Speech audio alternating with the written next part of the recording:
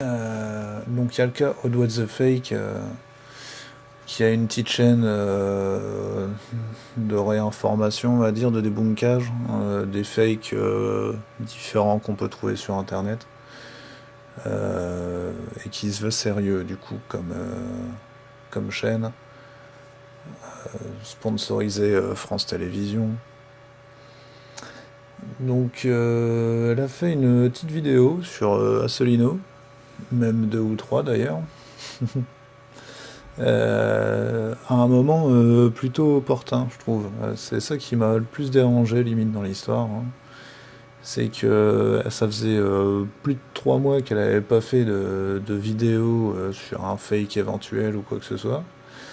Et elle a attendu juste le début des européennes.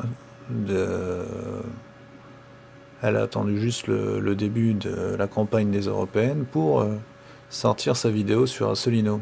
Donc qui traitait encore une fois de menteur invétéré, enfin voilà, tout ce qui pouvait le rendre le plus abject possible, quoi. Et d'ailleurs le montage des vidéos de Aude n'est pas anodin non plus, hein. C'est un moment plutôt mal choisi pour sortir une vidéo comme ça, à moins que ça soit une commande, hein. Est-ce que ça vient d'elle ou est-ce que c'était une commande particulière qu'on lui a fait? Ça, c'est la question, comme d'habitude. Bientôt les élections européennes. Vous vous rappelez de Lynn? Moi oui, grâce à Madame Morat, ma prof de chant de 5e 3 au collège de Bernay.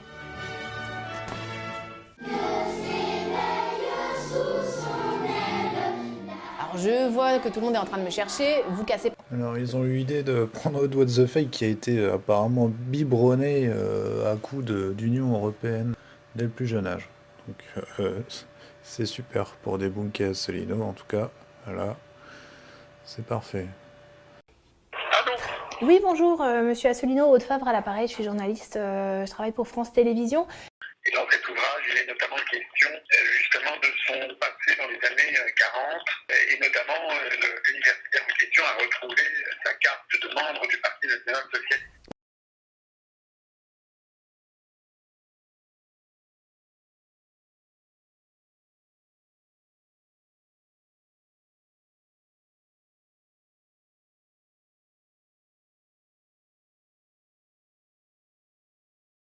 Alors j'ai retrouvé la carte de membre du Parti nazi dont parle monsieur Asselineau dans le livre de Mathias Schoenwald, donc que j'ai rencontré à Lynn. Et en fait, c'est une carte qu'on a retrouvée, mais on n'a aucune indication dessus. On sait juste que dessus il y a écrit Walter Hallstein. On ne sait pas si c'est du NSDAP, enfin il n'y a pas écrit parti nazi dessus, ça peut être une carte de la piscine. 2, elle n'est pas signée.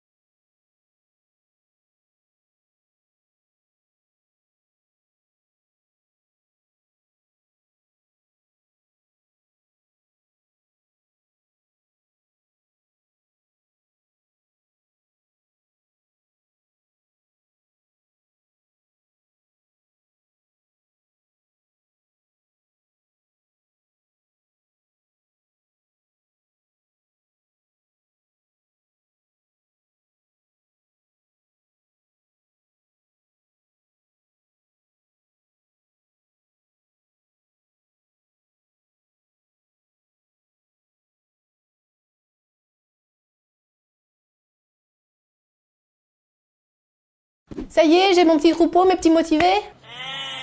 Allez, c'est parti. Enquête sur Walter Hallstein, le nazi qui aurait écrit pour Hitler un projet d'Europe moisie. Nazi, moisi. Oui, je sais plus. Au pays de Candy, comme dans tous les pays. Hallstein était un proche d'Hitler et pourtant, il n'a pas réussi à être intégré dans le who's-who des nazis. Hello. Ah, hello. How are you? I'm fine, thank you. Thank you. So, please come in. So, are you the one who have been working on Walter Hallstein for Yes. 10 years? Yes, that's me, exactly. I'm very excited. Well, you could come to my home and I could show you some document. Okay. You are a big published, fan. to be published. No, I'm not. I'm a professional historian.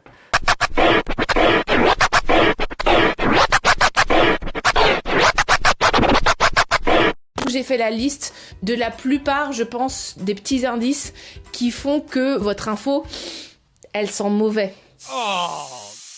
Il y a principalement deux choses qu'il faut regarder. C'est l'auteur et évidemment le contenu de l'article, du podcast ou de la vidéo, ce que vous voulez. Alors, l'auteur. Qui a écrit l'article, qui a réalisé la vidéo, qui est derrière? Est-ce qu'il est là pour vous vendre sa soupe ou est-ce qu'il est là pour vous informer correctement? Qui suis-je? Je suis ce qu'on appelle une journaliste pigiste. C'est-à-dire que je suis freelance, je travaille à mon compte et de temps en temps je travaille en fait pour telle ou telle chaîne, pour telle ou telle émission de télévision. Et nous les petits journalistes pigistes, notre boulot c'est de vendre des idées de reportage, des sujets de reportage aux chaînes, mais pour cela il faut qu'on passe par ces sociétés de production. Ce sont elles qui les vendent. Là encore comment ça se passe? Au tout début pour vendre le reportage, la société de production et moi, on fournit à la chaîne quelques pages ou quelques lignes, parfois seulement, qui explique un petit peu ce qu'on va aller chercher dans le sujet, pourquoi c'est intéressant, etc. Ça s'appelle un pitch. Vous dites donc que Walter Einstein a été missionné par Hitler pour créer un plan d'inspiration nazie avant la guerre et qu'il aurait ressorti ce plan-là par la suite dans le cadre de la construction européenne. Je voudrais savoir sur quels éléments précis vous vous appuyez pour dire cela.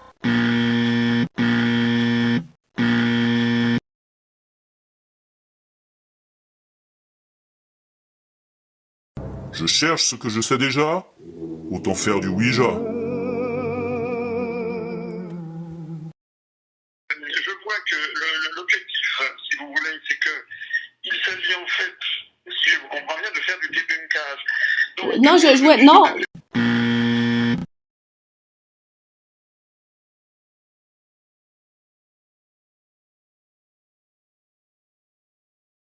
« 6. Un article dont la date est périmée. » Régulièrement, t'as des petits malins qui recyclent des vieilles photos ou des vieux articles en vous faisant croire que c'est du neuf. Les mots, je trouve, ont un sens, c'est-à-dire qu'en fait, je trouve qu'on peut pas, en tout cas, moi, je supporterais pas de berner quelque part un peu les gens. Troisième indice, l'auteur n'a pas de compétences pour enquêter.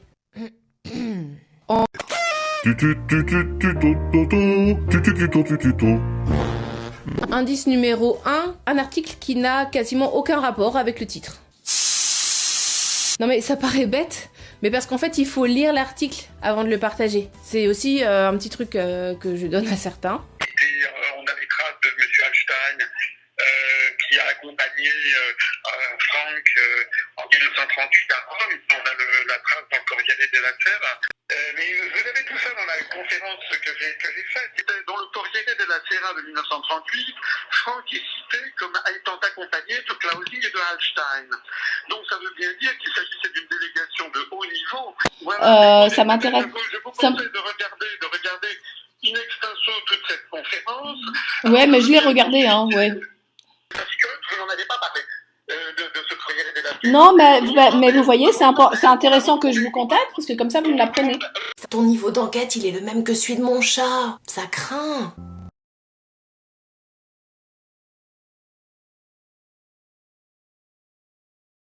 Indice numéro 3, un article qui met en cause quelqu'un sans lui donner la parole, comme on l'a vu juste avant. Ça pue.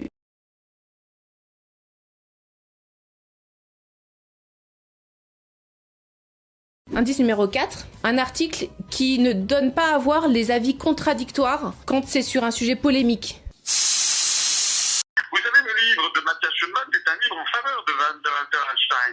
Ça s'appelle Un Wegbereiter Europa, donc c'est un défricheur de l'Europe.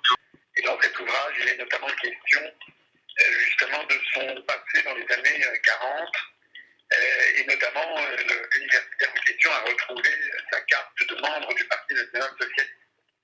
C'est la carte numéro 310 212. Est-ce que le monsieur qui il s'appelle pas Matthias Schoenwald C'est ça.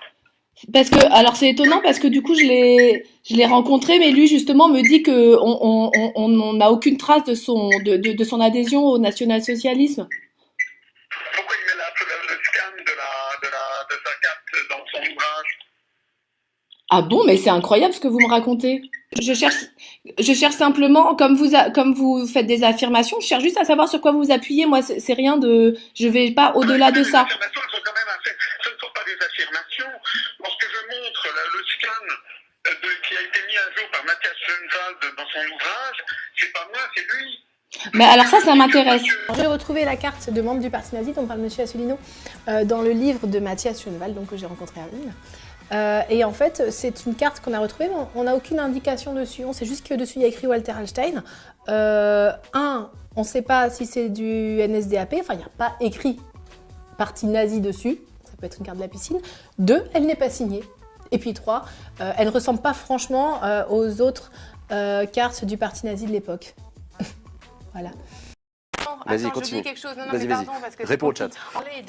Et oui, et donc effectivement, je lis, il y a écrit en dessous de la carte Hallstein NSDAP Mitleidskarte vom Juli 1934. Donc il y a écrit carte du NSDAP de Hallstein de juillet 1934. Donc j'appelle évidemment Schoenwald en disant mais comment ça se fait que vous ayez écrit ça si vous n'êtes pas sûr? Et là il se décompose et il me dit mais en vrai mon éditeur a merdé, ça aurait dû être un point d'interrogation. D'ailleurs bon, je sais pas si ça sert à quelque chose que je montre. Le paragraphe, ouais. Le paragraphe d'avant écrit la même chose avec un point d'interrogation, disant en gros est-ce une carte du parti nazi? Tu le montres très bien. Il l'a sorti en 99 quand il travaillait déjà sur Hallstein à ce moment.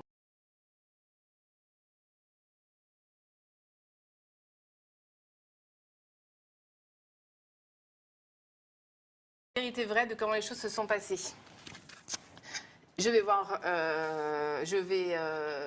donc Monsieur Schoenwald qui me montre des milliards de trucs, etc., etc. Ouais. Et en fait, il m'a dit ok, donc là-dessus, qu'est-ce que j'aurais comme document qui irait sur cette thématique? Sur cette thématique-là, j'ai ça. Sur le fait qu'il était nazi, j'ai ça. Qui était potentiellement nazi ou pas, j'ai ça. Et il a fait son petit travail de fourmi, d'historien, etc. Après, j'appelle plus tard François Asselineau, qui, en fait, dès le début, en vrai, du coup de fil, me dit écoutez, vous êtes gentil, il y a un livre qui est sorti avec la carte de membres du NSDAP de monsieur Hallstein. NSDAP, c'est le parti nazi, je rappelle. Oui, pardon, NSDAP. Donc, et là, je dis mais attends, dans ma tête, j'étais en train de tomber de ma chaise. J'ai dit mais attends, il est en train de me parler de Schoenwald là. Comme quoi Schoenwald je revenais de chez lui. Je revenais de chez lui. J'étais chez lui hier soir. Attendez, ce mec-là, il a déterré la carte du parti nazi. Et j'ai dit mais donc là, je suis devenue tarée. Et je suis allée me calmer.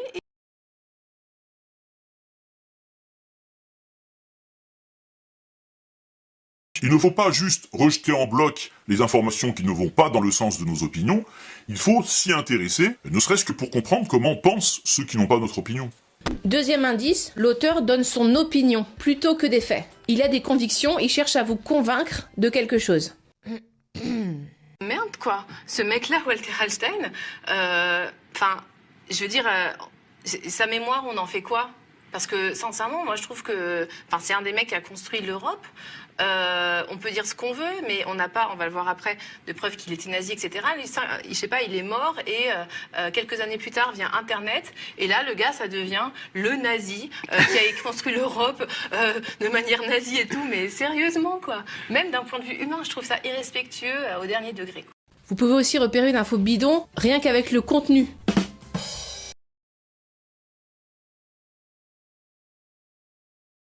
Un seul de tous les indices que je vous ai dit, franchement, ça doit suffire à vous mettre vraiment la puce à l'oreille, comme quoi c'est a priori pas méga fiable. La Ligue des conférenciers nazis de son patelin, là, de sa bourgade, le considérait comme non fiable politiquement au niveau justement du nazisme. Il y a l'Union étudiante qui dit carrément qu'il n'est pas un nazi. Donc voilà, écoutez, vous pouvez éventuellement leur dire ça. J'ai aussi des mots d'excuses en fait, qui donnait pour ne pas participer à des meetings nazis, parce que donc a priori ça devait un peu le saouler. The two most influential academic teachers of Hallstein were Jews, Ernst Rabel and Martin Wolf. They had to leave Germany, and Hallstein always kept in touch with them. Ah, pardon, monsieur ne prend pas parti. Monsieur n'est même pas raciste vu que monsieur n'a pas de racines. D'ailleurs, monsieur a un ami noir et même un ami arien. Monsieur est mieux que tout ça. D'ailleurs, tout ça, ça ne sert à rien. Et mieux vaut ne rien faire que de faire mal. Les mains dans la merde ou bien dans les annales. Trou du cul ou bien nombril du monde. Monsieur, c'est la fête plus haut que son trou de balle.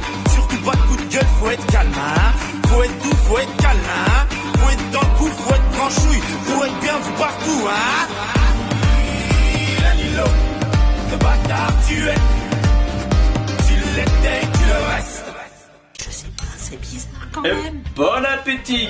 Mais comment tu oses nous servir ça, gars? C'est dégueulasse, regarde-moi ça. Ah bon? Bah pourtant j'ai rien vu de spécial. Alors, il arrive dans la vie qu'on vous serve de la merde. Bah dis quand même. Non, là, je suis désolé, il faut appeler un chat un chat. Bah, et déjà là, c'est pas du chat. Alors... Et là, vous êtes en droit de dire, gars, pour éviter de servir nimp à tes amis, il y a des moyens simples avant de le partager avec nous. Tu commences par vérifier d'où ça vient, la fraîcheur du truc, la manière dont ça a été manipulé. Enfin, il y a des infos de base à regarder. Oui, peut-être.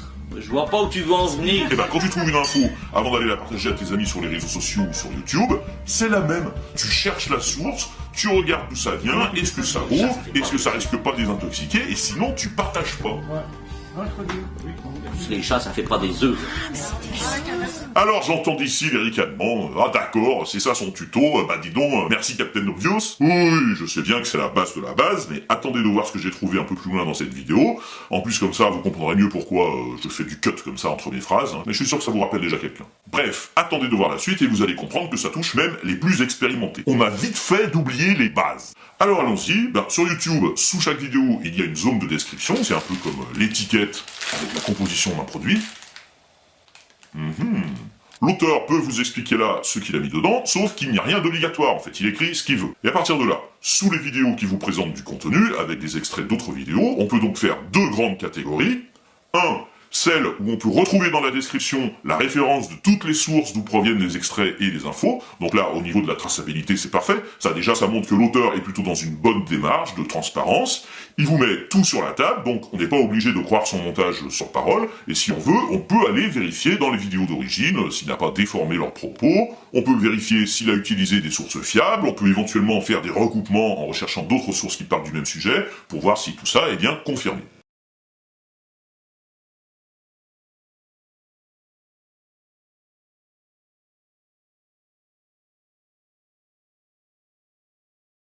Toutes ces théories complotistes, en général, elles tournent autour d'un homme que je vais vous montrer qui s'appelle Walter Hallstein. C'est ce monsieur qui était donc le président de la Commission européenne, le premier président de l'ancêtre de la Commission européenne.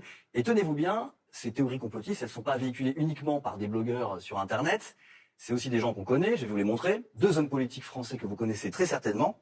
À gauche, François Asselineau. Et à droite, Philippe de Villiers, François Asselineau, fondateur de son parti, l'UPR, il est pour le Frexit, et Philippe de Villiers, fondateur aussi d'un parti politique souverainiste, c'est le MPF, le Mouvement pour la France. Exactement. Et donc je vous propose d'écouter ce que François Asselineau raconte dans des débats qu'il fait et qu'on peut retrouver sur Internet par exemple. Walter Hallstein, le juriste nazi choisi par Hitler pour préparer la nouvelle Europe. Voilà, donc l'Union européenne, à l'origine, c'est un plan de l'Allemagne nazie. Je ne peux pas reprendre tous les arguments, mais on va voir par exemple comment François Asselineau utilise cette photo. Alors cette photo, il nous la présente comme Walter Hallstein avec un uniforme nazi. Donc Walter Hallstein à droite, entouré en rouge, hein, c'est lui. C'est ça. Alors qu'en fait, c'est pas du tout un uniforme nazi, c'est un uniforme de la Wehrmacht. La Wehrmacht, c'est l'armée allemande. C'est complètement différent. Ça n'est pas un uniforme des SS ou des SA qui sont pour les unités nazies. C'est complètement différent. Ensuite, il nous présente cette carte. Et donc ça serait une carte qui montrerait son appartenance au NSDAP. Le NSDAP, c'était le parti nazi. Sauf qu'en fait, c'est encore une fois complètement faux. C'est pas une carte du NSDAP, c'est une carte d'appartenance à une organisation de juristes allemands à l'époque. Et il faut savoir qu'à l'époque, on n'avait pas le choix. On ne pouvait pas se dire, je ne vais pas rentrer dans cette association de juristes qui effectivement était contrôlée par l'Allemagne nazie. On était dans un régime totalitaire. Et dans un régime totalitaire, si on ne rentre pas dans cette organisation, non seulement on perd son travail, mais potentiellement, on perd sa vie. Après, François Asselineau et Philippe de Villiers fournissent une multitude d'autres détails censés prouver qu'il était un fervent admirateur des nazis. Alors, on pourrait démonter chacun de ces arguments point par point, je vais pas faire ça. On n'a pas le temps. Ce que je vais faire, c'est que je vais vous montrer une vidéo qui a été tournée par une collègue, Aude Fabre, qui a une chaîne YouTube qui s'appelle What the Fake, que j'encourage à consulter, qui est une très bonne chaîne. C'est vachement bien. Et sur cette chaîne, qu'est-ce qu'elle a fait? Elle s'est dit, vu qu'on me raconte ça, moi je vais aller demander au biographe de Walter Einstein, la personne qui a travaillé des années sur sa biographie, et je vais lui demander ce qu'il pense des théories de Asselineau et de Villiers, et voilà ce qu'il lui a raconté. Well, the only thing is to laugh out loud. So let's do it. That's the first time I hear about such a plan. I don't know. I don't have any knowledge about this plan. Now, to be serious, again, there is no proof for a personal relationship between Hallstein and Hitler. If it would be true that Hallstein get the task from Hitler personally to establish a plan of Nazi domination of Europe, we certainly would have any testimonial, any proof of the... Donc c'est complètement bidon, on a bien compris, avec cette vidéo de Aude, mais tu t'es pas arrêté là, tel que je te connais, t'as creusé. Voilà, et donc tu me connais, parce que j'ai fait, c'est que je suis allé voir Philippe de Villiers, alors, il m'a donné rendez-vous devant un bistrot, et là, j'ai eu de la chance, j'ai eu le droit aussi à un invité bonus, j'adore les bonus. Je crois que je vais en avoir 2 pour le prix d'un. Philippe de Villiers a sorti un livre qui revient sur l'histoire de l'Union européenne, de sa création, et je voulais savoir si vous avez lu ce livre déjà. Oui, bien sûr, je l'ai même reçu à mon émission Zemmour. Donc vous connaissez les théories qui sont développées, notamment le fait que l'Union européenne aurait été créée sur la base d'un plan nazi porté par Walter... alors dites-moi ce qu'il dit. Non, il dit pas ça du tout. Il dit pas que c'est un plan nazi, il dit qu'il y avait dans les pères de l'Europe, Hallstein, qui était un nazi avant, c'est tout. Mais c'est pas... Ça c'est faux par exemple. Non, c'est vrai. Bonjour monsieur de Villiers. Bonjour monsieur. Est-ce que vous maintenez le fait que vous pensez que ce Walter Hallstein est un nazi? Alors, Walter Hallstein était un des juristes d'Hitler. D'ailleurs, on trouve ça dans son dossier 1266 à Coblence. Vous parlez de la carte qui a été trouvée? C'est une carte de la Ligue de l'enseignement. C'est ça. Voilà. Donc on est d'accord. On est d'accord. Voilà, c'est tout. D'accord, mais du coup, vous en déduisez qu'il était nazi à partir de cette carte-là. Mais lui dit qu'on pouvait avoir cette carte à l'époque et ne pas être un nazi. Il a appartenu à 4 organisations nazies. Je vous renvoie au livre d'Ernst Klee et de Helmut Heilberg. Mais pourquoi vous avez peur de la vérité? Parce qu'aucun historien ne dit la même chose que vous, c'est ça qui m'étonne. Aucun historien ne dit la même chose que vous. Le biographe Schoenwald dit le contraire de vous, c'est quand même étonnant. Il a passé sa vie. Le contraire de moi. Monsieur Schoenwald dit que c'est une carte du NSDAP, j'ai un de mes collaborateurs qui l'a appelé. Voilà, il a été nazi, comme Schuman a été ministre de Pétain, ben voilà. Il était ministre 2 jours, Schuman, de Pétain. Un peu plus, non? Combien? Non, il était un peu plus, pendant au moins 2 mois. Ensuite, il va venir à ma conférence et vous verrez ce que je dis. Voilà. Bon, ben là, vous me laissez tranquille à 5 minutes.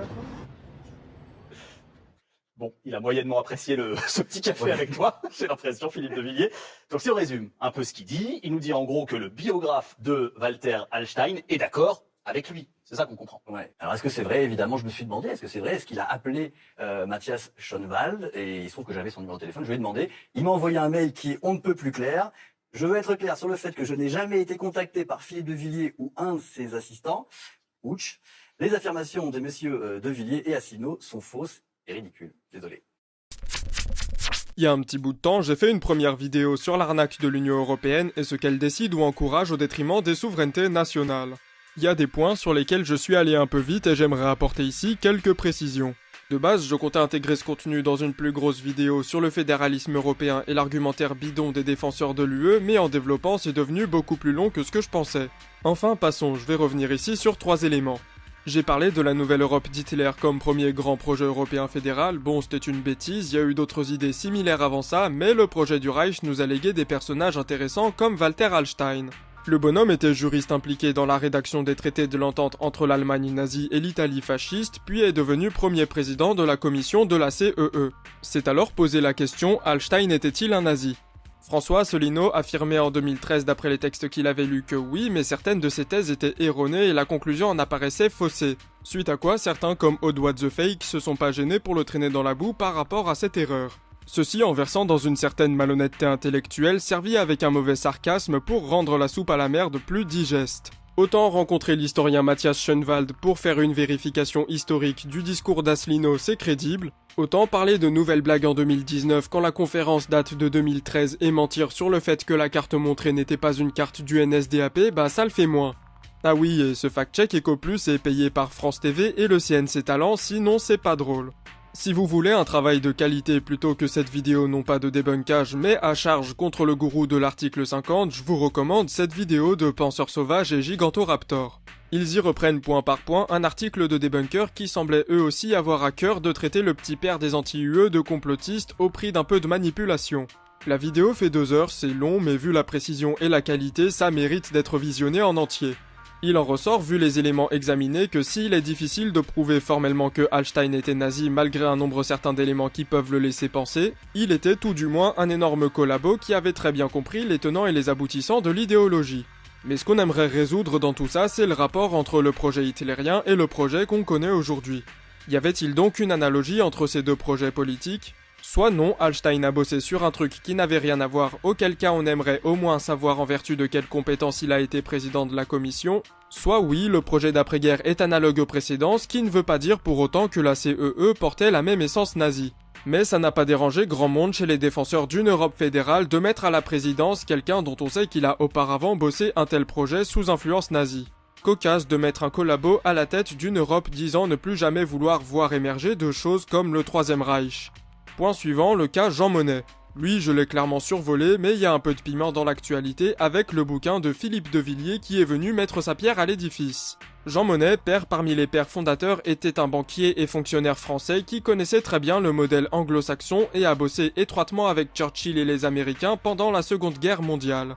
Il a par ailleurs été missionné par Roosevelt pour s'opposer à De Gaulle à Alger en 1943 avant de le rejoindre, bien que De Gaulle n'aima pas sa trop grande proximité avec les anglo-saxons. Évidemment, Monnet, compte tenu de son prisme idéologique, n'avait pas beaucoup plus de sympathie pour la vision du général. Bref, on a donc appris ou réappris avec la parution du livre de De Villiers que Jean Monnet avait des contacts avec la fondation Ford et bossait pour les intérêts de la CIA. Avant lui, Asselineau défendait déjà cette thèse mais avait été traité de complotiste FISA et le magazine Historia a suicidé son dossier dans la foulée sur la proximité entre la CIA et la construction européenne. Par rapport à Asselineau, la réponse des médias faite à De Villiers était légèrement plus édulcorée puisqu'avant de le traiter de complotiste à son tour, on lui dit tout de même que ça n'avait rien de nouveau. Qu'on était déjà au courant des actions de la CIA et de Monnet et que ses conclusions étaient fausses malgré tout. Le département d'État, je pèse mes mots, a pris prétexte de la guerre froide pour configurer une Europe à sa main avec 3 éléments clés. D'abord, faire un marché annexe, ils appellent ça un marché néo-américain, Dean Acheson, pour écouler les surcapacités productives de l'après-guerre. Deuxièmement, faire une commission exécutive, c'est-à-dire une Europe post-politique, une architecture sans les États. Et enfin, et surtout, la volonté qui s'exprime à travers tous les documents d'agréger ces États européens ainsi démantelés à la sphère américaine dans un seul ensemble géopolitique. Tous les télégrammes avec son correspondant, Dean Acheson, John Foster Dulles et tous les autres, montrent que la Ford Connection, qui est dans la main de la CIA et du département d'État, eh bien, utilise des hommes clés qui sont en fait à sa merci. Oui, enfin, que les États-Unis aient financé la reconstruction d'une Europe qui était déchirée, qui était à plat en 1945, que les Américains aient donné de l'argent, c'était le plan Marshall, que la Ford institution ait financé, tout ça est connu. Tout ça est connu. De la même manière que Jean Monnet était proche des Américains, c'est connu. Ou que Robert Schuman était ministre de Pétain, ce que vous révélez comme une grande révélation, Philippe de Villiers, c'est également connu. Il suffit d'aller sur Wikipédia ou sur le site de Robert Schuman pour voir que oui, il a été pendant 6 mois ministre de Pétain. On a donc eu droit à une pelletée d'articles pour expliquer en quoi De Villiers a tort et que Jean Monnet et Robert Schuman n'étaient pas des agents de la CIA. Chez LCI, ce foutage de gueule s'intitule « Schuman, Monnet et la construction européenne liée à la CIA, retour sur un hoax tenace ».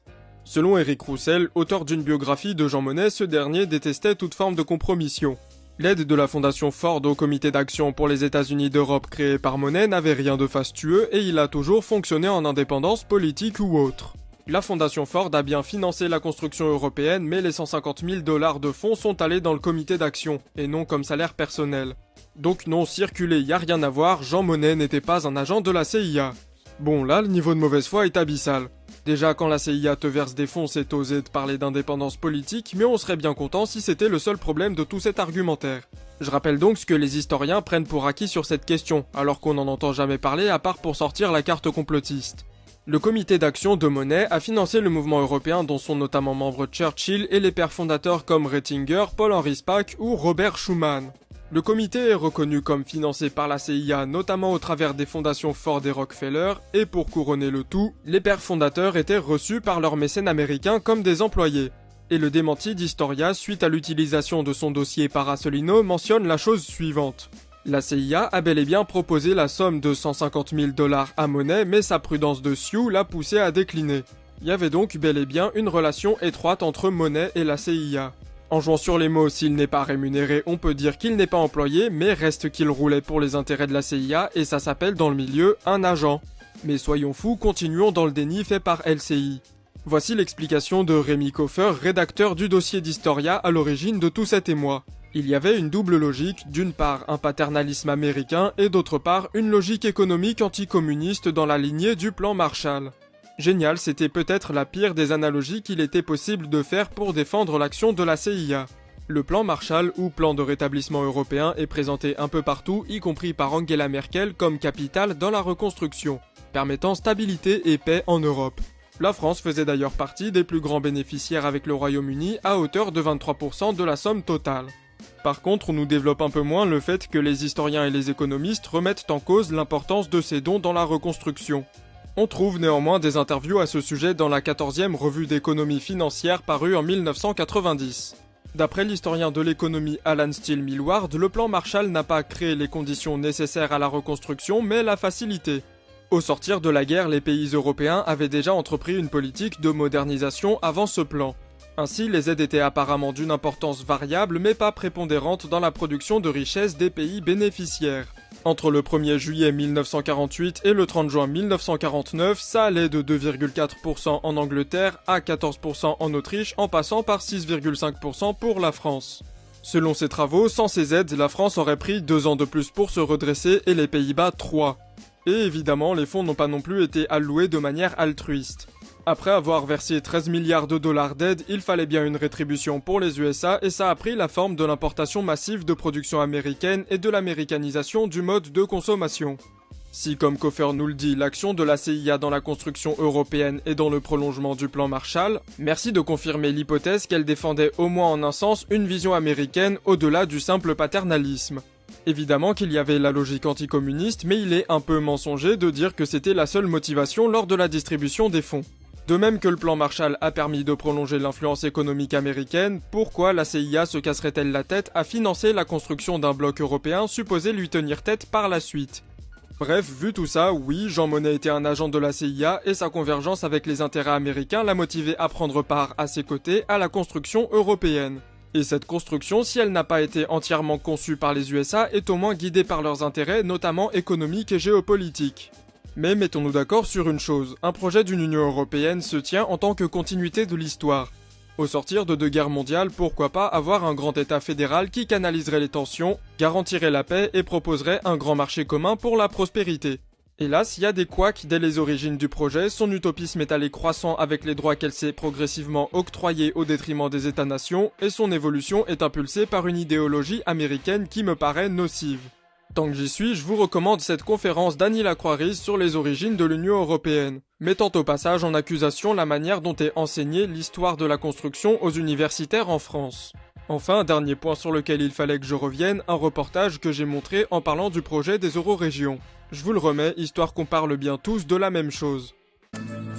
Ulrike Guérot a sa propre vision de l'avenir de l'Europe. Elle imagine une république européenne constituée non pas d'États, mais de régions. L'Europe compte à peu près 500 millions d'habitants. On pourrait donc la découper en une cinquantaine de régions de 10 millions d'habitants chacune en moyenne. Selon certaines études, c'est la taille idéale d'une entité politique. Au sein d'une population d'environ 10 millions d'habitants, la plupart des citoyens seront à même de s'identifier à leur région et n'auront pas l'impression d'être gouvernés par Bruxelles. On attend toujours ces fameuses études que mentionne Ulrike Guérot dans ce passage. Bref. J'ai dit à la va-vite que ce reportage était à la Commission européenne ou au Conseil européen parce que je suis pas foutu de lire correctement. C'était en fait un gros think tank européiste, le CFR ou European Council for Foreign Relations. Ce n'était donc pas une institution de l'UE, mais pas de souci, elle dispose tout de même d'un organe que la Commission doit consulter et qui est bien pro-Eurorégion. Ce groupe de réflexion appuie donc la fameuse souveraineté européenne et soutient l'Europe des régions qui casserait les États-nations. Notez d'ailleurs que dans la vidéo, Ulrike Guérot dit que les populations n'auront pas l'impression d'être gouvernées par Bruxelles. Cette formulation est à peine flippante. Fort de ma bourde, je suis parti me renseigner un peu sur ces gens et bon sang, ça en valait le détour. À l'origine de ce groupe de réflexion, George Soros, encore lui ça ne s'arrêtera donc jamais, aux côtés de Dominique Strauss-Kahn, ancien directeur du FMI, et Alain Minck, un des personnages qui nous a foutu Macron chez Rothschild et adulateur du modèle allemand qui va nous foutre dans la merde jusqu'au cou. Ça c'était pour les membres fondateurs, mais regardons un peu les membres français actuels, c'est limite pire vu les postes occupés par certains. Je vais donc citer en vrac, Laura Boone, économiste en chef de l'OCDE, Sylvie Goulard, ancienne ministre de la Défense, désormais sous-gouverneur de la Banque de France, Sylvie Kaufmann, journaliste et chroniqueuse chez Le Monde, anciennement directrice de rédaction, Bernard Kouchner, ancien ministre des Affaires étrangères, Pascal Lamy, ancien président de l'Institut Jacques Delors et ancien directeur général de l'OMC, Laurence Parisot, présidente de la banque Citi en France et ex-patronne du MEDEF, Shahin Vallée, senior économiste au Soros Fund Management pour la bonne mesure, ou encore Pierre Moscovici, commissaire européen aux affaires économiques et financières. Accessoirement, celui qui s'est opposé au budget italien, suite à quoi un eurodéputé a écrasé sa godasse sur le texte. Et je ne résiste pas à l'envie de vous partager le bon mot de Pierre-Yves Rougeron sur cet incident. Au passage, il y a un député italien qui a écrasé les notes de Moscovici avec sa godasse. Je condamne cet acte imbécile. Quand on a une godasse, quand on a Moscovici, c'est dans la gueule de Moscovici qu'on écrase la godasse. Ça ne sert à rien d'écraser les notes, hein, quand on a la chance de pouvoir écraser Moscovici. Tout ça pour dire que ça fait un sacré paquet de personnalités pour le moins influentes dans ce groupe de réflexion. À mon avis, ça pue le conflit d'intérêts à des kilomètres et je me demande comment ça se fait qu'on n'entende pas parler de ces regroupements plus souvent. Et voilà, c'était tout pour les précisions que je voulais apporter, c'est la fin de cette vidéo et vous connaissez même le sujet de la suivante. N'hésitez pas à liker, laisser un commentaire ou partager cette vidéo si elle vous a plu. D'ici la prochaine fois, restez critiques, c'était le Rectorat, je vous dis à très bientôt. Ciao.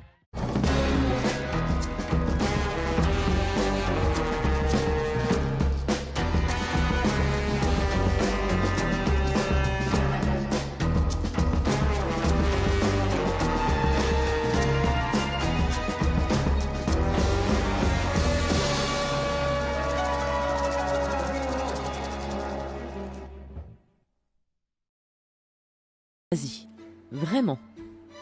Ce mythe persistant trouve sa source dans le projet d'Hitler de dominer le territoire européen.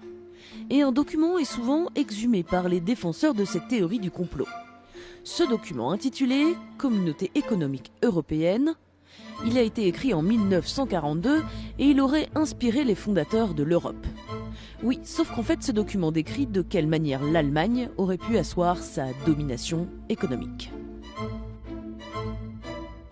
L'hégémonie nazie sur l'Europe n'a rien à voir avec la construction européenne qui reste démocratique, quelle que soit leur critique. Et vous savez quoi? L'idée de la création d'une Europe ne date pas de la Seconde Guerre mondiale. Les projets d'unité européenne démocratique sont anciens, des idées développées par des penseurs, des philosophes depuis le 19e siècle. En 1941, c'est même chez des antifascistes italiens que naît le fédéralisme européen, donc l'idée de créer une fédération européenne. Et il y a aussi l'argument du premier président de la Commission, l'Allemand Walter Hallstein, qui aurait été un nazi de la première heure. Oui, mais voilà, Walter Hallstein n'a jamais soutenu l'idéologie nazie. Ces acharnés politiques usent de mauvaise foi et de mauvaises interprétations de l'histoire quand ce ne sont pas des détournements de l'histoire. Se servir d'éléments hors contexte du passé aujourd'hui pour discréditer une Union européenne qui sert le plus souvent de bouc émissaire aux maux de nos sociétés européennes. Cette théorie est justement utilisée à des fins politiques. Boris Johnson ne s'est pas privé par exemple d'user de cette thèse lors de sa campagne pour le Brexit. Et cette idée d'un héritage nazi européen est même relayée par un député britannique devant le Parlement à Strasbourg. Nazi Germany left us a legacy. Back in, I think it was 1942, when the Germans thought that they were going to win the war, they wrote a plan for how they were going to govern their new empire. En plus, il faudrait pouvoir leur dire à tous ces complotistes qu'il n'y a pas besoin de faire mentir l'histoire pour critiquer telle ou telle organisation politique. Hein, c'est même de leur part montrer la pauvreté de leurs arguments. Pas besoin d'utiliser l'histoire à leur fin. Enfin, c'est complètement absurde, quoi. Donc voilà, c'est toujours pareil, il n'y a jamais moyen de se positionner correctement. À la télé, on te dit un truc, sur Internet, on te dit un autre truc. Lequel est vrai, ça, c'est la question. Est-ce qu'il faut croire forcément les journalistes, entre guillemets, officiels? Je ne sais pas. Bon. Il y a beaucoup de choses à trouver aussi sur Internet. Je suppose qu'ils s'en servent aussi, il n'y a pas de souci, mais... obligé de constater qu'on ne peut pas se mettre d'accord et que forcément c'est des discussions à distance et par réponse interposée, et du coup ça marche pas. Il faudrait un de ces quatre se mettre autour de la table à la télé, avoir des bons vieux débats comme avant, avec les papiers, les machins, et les mecs ramènent leur dossier s'ils veulent, et puis voilà, on en discute. Ça serait bien de se positionner sur certains points quand même. Comme ceux-là qui sont peut-être importants en fait. Donc en parlant de dossier, j'ai essayé de retrouver justement des éléments qui pourraient porter à croire que Hallstein était un nazi. Donc on va voir ça. Je finis quand même cette vidéo par des vidéos de Odd What The Fake et l'épisode L'homme a fâché de Odd What The Fake, où j'ai trouvé une belle vidéo réponse. D'ailleurs, bravo au mec qui a fait ça, et qui a fait les recherches, parce que c'est plutôt balèze, et on dirait qu'il il tient le bon bout. Salut! Il y a une tendance à la mode sur YouTube, c'est des gens qui analysent des clips de musique en direct live depuis leur canapé. Et on y trouve souvent des super scoops. Je suis tombée sur une vidéo qui a quasiment 2 millions de vues. Ça s'appelle « La vraie face cachée de Maître Gims révélée, franc-maçonnerie ». Ah oui, je vous ai pas dit, en fait Maître Gims a appelé un de ses albums Subliminal. Subliminale, la sublimina. Et que lui-même dans ses interviews, il dit qu'il a mis des messages subliminaux. Des choses que lui-même, il peut pas dire dans ses interviews. J'ai vraiment mis des messages subliminaux dans ce projet, mais vraiment. Des choses qu'on peut pas forcément dire dans des interviews. Du coup, Aristote, sur son canapé, là, il s'est dit « Waouh, mais moi, je vais le trouver, le message subliminal. Po, po, po !» Le seul projet, ce n'est pas un clip. Parce qu'en fait, ce n'est pas un clip, c'est des clips. Non, ce n'est pas des clips. Alors les clips, merde alors. Non, attention, ça veut pas dire. Attention, il faut remettre les choses en ordre. Ceci n'est pas un clip, ça veut pas dire que c'est moins bien qu'un clip. C'est autre chose. T'as compris? Il faut pas rentrer dans des... Ah, ça veut dire ceci n'est pas un clip. Ce sont des images que je diffuse. Ça veut pas dire que c'est pas un clip ou c'est moins bien qu'un clip. C'est quelque chose. Tu comprends pas? C'est un nouveau concept. C'est un concept que je donne. Ça veut pas dire que c'est moins bien qu'un clip ou qu'un clip. Il faut bien retenir ça. Un clip, c'est un clip parce que voilà, je travaille sur un support, un album, donc je fournis des clips. Mais ça, ce ne sont pas des clips. Ce sont des images avec des messages subliminaux que certains arrivent à détecter et d'autres pas. Ok. Tout simplement. Là, on est sur Cannes, tac, Cannes première. Dégage, je ne peux pas le dire à côté de toi.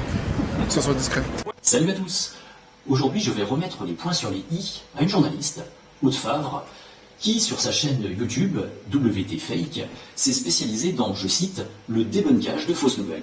Écoutons-la dans un extrait d'une de ses vidéos qui s'attaque à Aristote Le Rice, un youtubeur qui prétend que Maître Gims appartient à la franc-maçonnerie. Alors oui, juste un truc. La franc-maçonnerie, c'est quoi? C'est pas une secte. C'est assez simple d'en sortir. Et d'ailleurs, il y a des francs-maçons juifs, catholiques, musulmans. Il y en a même qui ne croient pas en Dieu. Et l'idée, on va dire générale, c'est ils travaillent à l'amélioration matérielle et morale de l'humanité.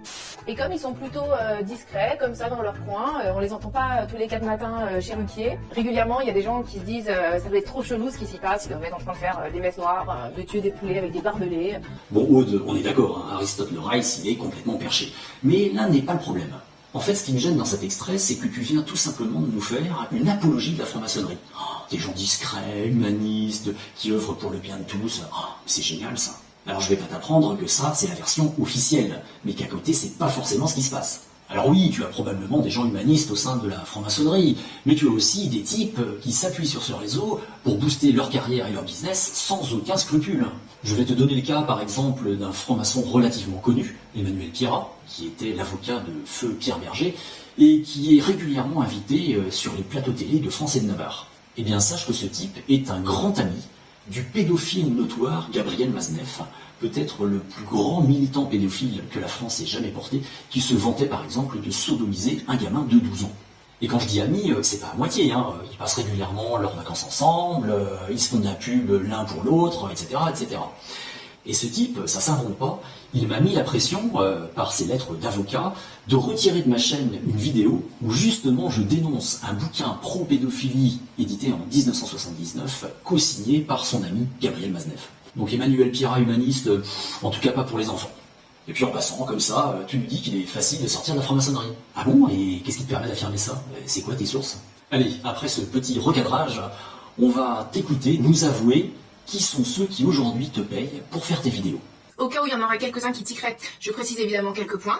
Depuis 1 an, je suis rémunérée pour mes What the Fake parce qu'ils sont coproduits par France TV / qui a gentiment repéré mon travail et a trouvé que c'était à peu près de service public et je la remercie pour ça. Il me donne d'ailleurs une liberté éditoriale absolue, donc ça c'est top. Il te donne une liberté éditoriale absolue. Mais Aude, inutile de le préciser, on n'en a pas douté un seul instant. Non, sérieusement Aude, j'arriverai à voir en toi autre chose qu'un agent du système le jour où tu oseras dénoncer ne serait-ce qu'un dixième des choses que je dénonce sur ma chaîne YouTube, comme par exemple les fake news récurrentes de ceux qui te filent du pognon. Et après ça, faudrait qu'on te croie sur parole quand tu dénonces des fake news. Tu sais ce qu'on dit Aude, quand on veut grimper au cocotier, il vaut mieux avoir le cul propre. Pour finir, je vous invite tous à liker cette vidéo, à vous abonner à ma chaîne et pourquoi pas à me soutenir sur mon compte Tipeee. Sur ce, je vous souhaite une bonne journée. I am ready. Are we ready? You ready, killer? Tell me when you're ready. I'm ready.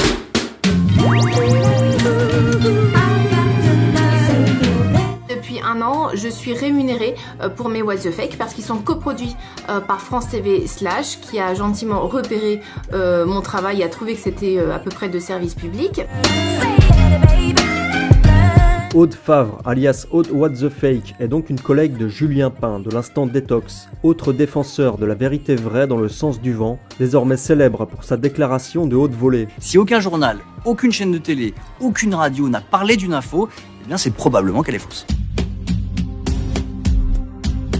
Sur le site de France TV, on peut lire que la mission de Aude est, je cite, de défoncer les intox et autres fake news. Et selon elle, pour dire la vérité aux Français. Alléluia.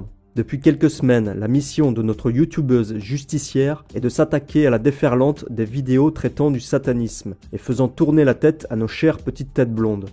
Aude se plaint en effet des recommandations YouTube qui mettent en avant des contenus déplaisants ou déplaisants à ses employeurs. Par contre, les brochettes de débilité toutes plus profondes les unes que les autres que l'on trouve dans les tendances YouTube semblent ne lui poser aucun problème.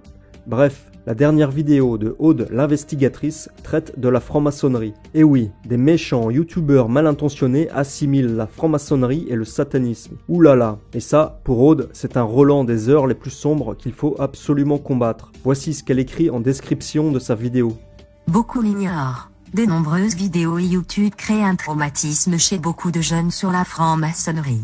Les francs-maçons sont assimilés à des satanistes dans de nombreuses vidéos recommandées.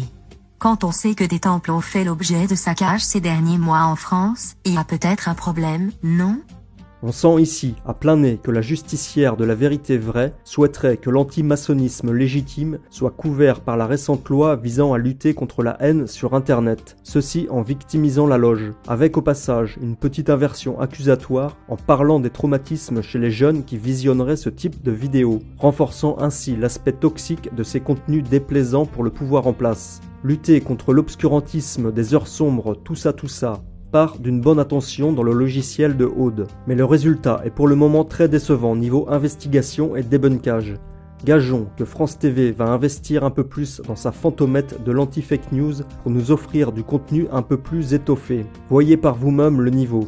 Alors après toutes les preuves sur les billets et autres, sur les fameux signes, les pyramides, les trucs, on leur a expliqué qu'en fait ces signes-là, Ça n'a rien à voir avec un complot ou quoi que ce soit.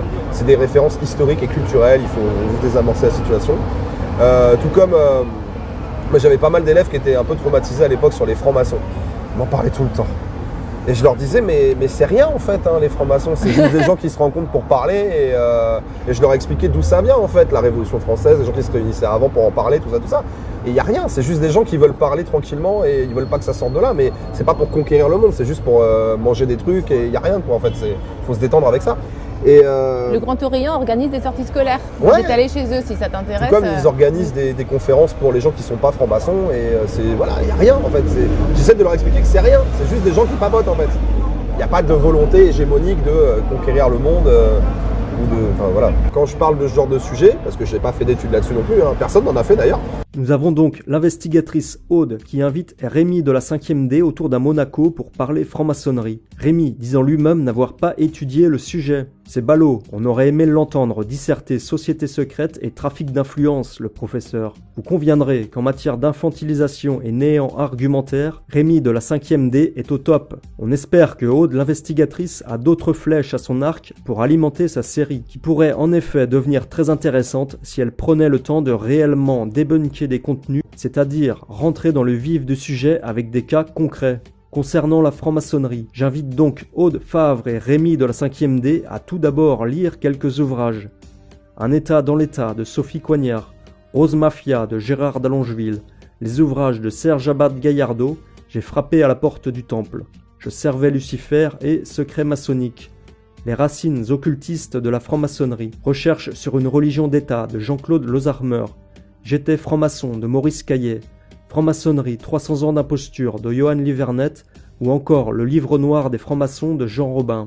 Puis ensuite visionner quelques vidéos, c'est son job, et pourquoi pas les débunker, les défoncer pour reprendre le slogan de France TV afin que l'on puisse réellement exposer les choses. Une justice parallèle, exposant les scandaleux conflits d'intérêts maçonniques dans la magistrature.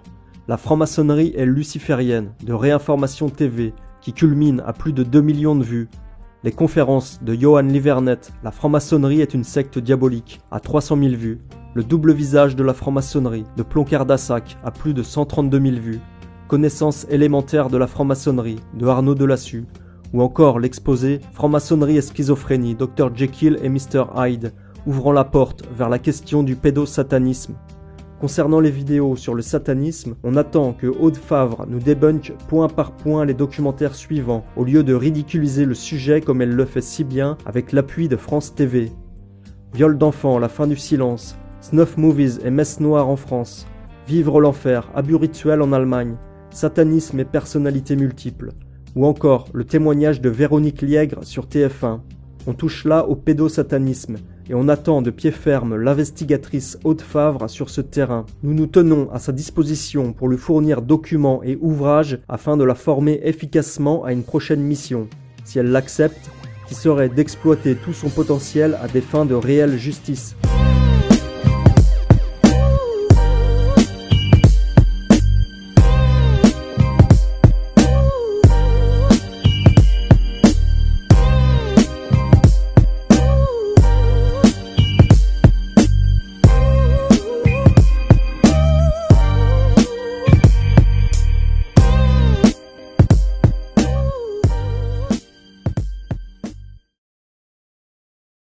Vous connaissez pas Lama Fâchée? Une des chaînes YouTube les plus regardées en France, l'idole des adolescents. 5 millions d'abonnés. Oui, bonjour, Aude Favre, là, pareil. Je suis journaliste. Donc vous avez côtoyé Lama Fâchée? Oui. Et c'est qui Lama Fâchée? Il y a Alexia qui faisait la voix en même temps, et il y a Antoine, et il y en a plein d'autres, ils travaillent à plusieurs. Alexia, comment? J'ai pas les noms de famille, j'ai le nom de famille de personnes. Et Antoine, c'est Antoine Blanche-Maison? Lui, là? On voit la photo. C'est lui? Oui, c'est ça, oui. Je savais pas qu'il s'appelait Blanche Maison. Mais c'est à lui que vous avez eu affaire? Oui. Faut bien comprendre que la meuf, elle a balancé l'identité du gars, elle a essayé de retrouver l'adresse, elle est tombée sur une adresse postale, etc., quoi. Donc, elle est prête à tout, quoi. C'est sympathique de sa part. Et au final, la seule piste qu'elle a à la fin, c'est une source proche du lama, genre elle critique Asselineau sur ses sources, et puis elle se permet le genre de source, quoi. Easy. Bonjour, alors je suis en Espagne, dans mon van, il est tard là le soir au moment où j'enregistre, mais je voulais vraiment faire cette vidéo maintenant, parce qu'il se passe quelque chose qui commence vraiment à me peser. En fait, je suis la victime d'une rumeur insistante qui est là depuis plusieurs mois, voire plusieurs années, et qui aujourd'hui me revient à la gueule en pleine force. Et ce que je voudrais faire dans cette vidéo, c'est expliquer comment se construit une rumeur, parce que là on a vraiment un cas d'exemple qui est fascinant, et pourquoi il faut faire attention à ces rumeurs et garder un esprit critique. Alors hier, j'ai publié une vidéo sur YouTube. C'était cool, il y avait plein de feedback positifs, et puis d'un coup je commence à recevoir plein de commentaires super négatifs de gens qui me disent ouais on t'a démasqué, on sait que c'est toi Lama Fâché. Et je me suis dit oh non, pas encore cette histoire de Lama Fâché. Lama Fâché, si tu sais pas ce que c'est une chaîne YouTube de personnes qui fait du contenu qui est pas très intéressant, qui est surtout regardé par des enfants et des ados. C'est du contenu, c'est des tops, c'est du contenu souvent conspirationniste, enfin c'est vraiment de la merde, voilà, faut dire c'est de la merde sur YouTube, et qui a un succès qui est énorme, et donc ça attire l'attention, et surtout ça attire l'attention parce que les gens savent pas qui est derrière, personne sait qui est l'auteur de cette chaîne là, probablement un entrepreneur qui fait tourner ça, mais personne sait qui c'est, et les gens ont envie de savoir, et donc il y a une sorte de quête pour découvrir qui est l'auteur de Lama Fâché. Et donc hier, il y a une journaliste qui a publié une vidéo sur YouTube, sur sa chaîne YouTube, qui s'appelle Lama Fâché, le fake à plein YouTube. Et dans la première partie de cette vidéo, elle explique à quel point cette chaîne est toxique, et sur cette partie de la vidéo, évidemment, je la rejoins, parce que pour moi, c'est pas une bonne façon de créer une audience et de partager du contenu sur YouTube. Enfin, pour moi, c'est du contenu poubelle, c'est comme ce qu'on voit à la télé la plupart du temps, c'est pas ma philosophie. Si tu me suis depuis longtemps, tu le sais très bien comment on fonctionne. Mais bon voilà, elle le dénonce, c'est drôle, c'est bien fait, c'est dynamique, et jusqu'à ce moment-là, je me dis ouais, cette fille, elle est cool, elle a vraiment raison de faire ça. Elle a raison de dénoncer tout ce qu'il y a de faux aussi dans ses vidéos, comment se crée une théorie du complot. Elle t'explique notamment le principe du millefeuille d'informations. Elle t'explique qu'une théorie du complot, ça se compose d'un millefeuille, c'est-à-dire qu'on te balance plein d'informations, même si qu'elles soient vraies, qu'elles soient fausses, c'est pas grave, on t'en balance plein, et au bout d'un moment tu te dis ça doit forcément être un peu vrai, sinon il y aurait pas tous ces indices, toutes ces informations-là. Et dans la deuxième partie de la vidéo, elle commence à faire une enquête pour découvrir l'auteur de la chaîne. Alors c'est une enquête façon journalisme d'investigation, on dirait Élise Lucet sur un envoyé spécial. Elle enquête, c'est rigolo, c'est drôle, c'est bien fait, elle met un bonnet péruvien, elle se balade, elle va interviewer des gens, il y a des appels anonymes au téléphone, il y a une caméra cachée, enfin il y a tout ce qu'il faut vraiment pour qu'on soit à fond dedans. Et donc il y a tous les codes d'un reportage d'investigation, avec les questions qui gênent au téléphone, etc. Et c'est drôle, c'est impertinent, c'est extrêmement efficace. C'est-à-dire que j'aurais pas été moi, j'aurais cru jusqu'au bout et j'aurais été extrêmement convaincu. C'est pour ça que c'est très important de faire cette vidéo, parce que je vais te montrer comment on en arrive à ces trucs-là. Et donc forcément, on lui fait confiance à cette fille-là. Et en fait, tout est basé sur une rumeur qui est que donc, elle essaye de chercher qui est l'auteur de Lama Fâché. Elle se base sur une rumeur qui est que ce serait Antoine Blanchemaison, donc moi, Bibi, Antoine Blanchemaison, parce que voilà, on dit que c'est Antoine Blanchemaison. Bonjour et bienvenue à tous. Bonjour et bienvenue à tous. Bonjour et bienvenue à tous. Bonjour et bienvenue à tout le monde. Nous avons passé des semaines entières à enquêter sur le youtubeur le plus mystérieux de France, Lama Fâché. Dans cette vidéo, je vais vous parler de l'empire de Lama Fâché en termes de chaîne YouTube, des enquêtes réalisées à ce sujet, notamment celle d'Aude What the Fake. On va parler d'Antoine BM, de Webedia, et on va surtout vous donner qui nous semble être Lama Fâché à travers une enquête avec plein d'indices, pas de témoignages anonymes, seulement de la technique. Bienvenue dans Buzz Investigation.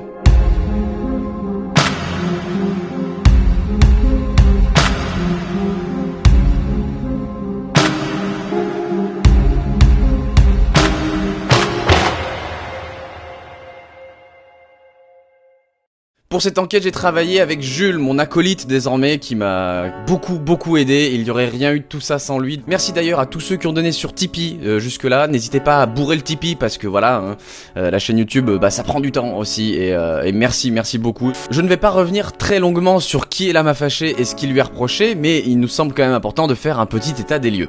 Le voici. Lama Fâché est une chaîne YouTube créée le 20 février 2016. C'est la 12e chaîne YouTube la plus suivie de France devant Natou, MrV ou encore McFly et Carlito. Elle cumule 1 milliard de vues et plus de 5 millions d'abonnés. Cette chaîne repose sur le système de top avec des vidéos telles que les 10 bodybuilders qui ont le plus mal fini, 10 prisonniers que vous ne voudriez pas rencontrer ou encore les 10 trous les plus impressionnants de notre planète. Et oui, c'est une vraie vidéo, je n'invente rien. La chaîne Lama Fâché sort une vidéo par jour et brasse selon Social Blade plus d'1 million de vues par jour, parfois même 2 millions. C'est une machine bien huilée. Lama Fâché est notamment connu par sa voix qui a beaucoup intrigué les gens au départ et la promesse de montrer son visage aux 1 million d'abonnés. Ce qui n'a pas été fait. Oui.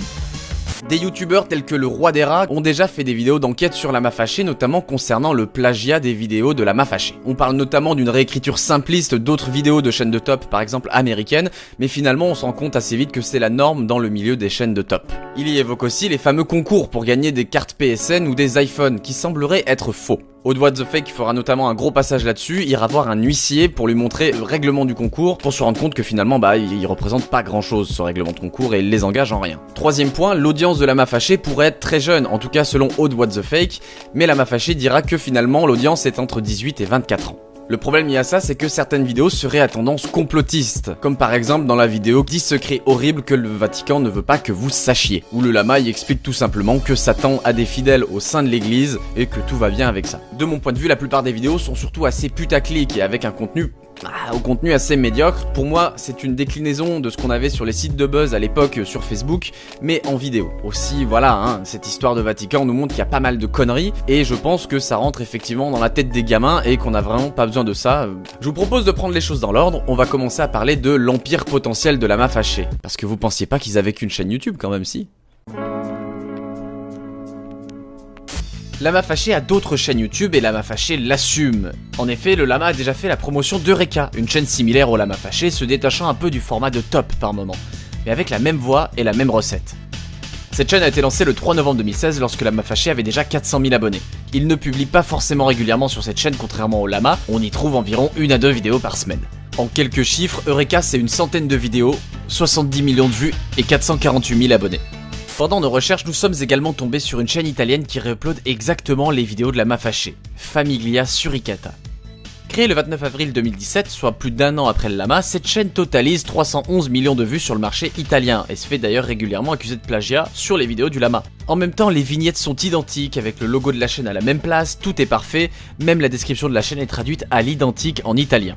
Plus fort encore, les vidéos de Lama Fâché ont un watermark pour ne pas être volées et réuploadées ailleurs. Le logo de Lama Fâché, à moitié transparent, se balade sur les images pendant la quasi-intégralité des vidéos.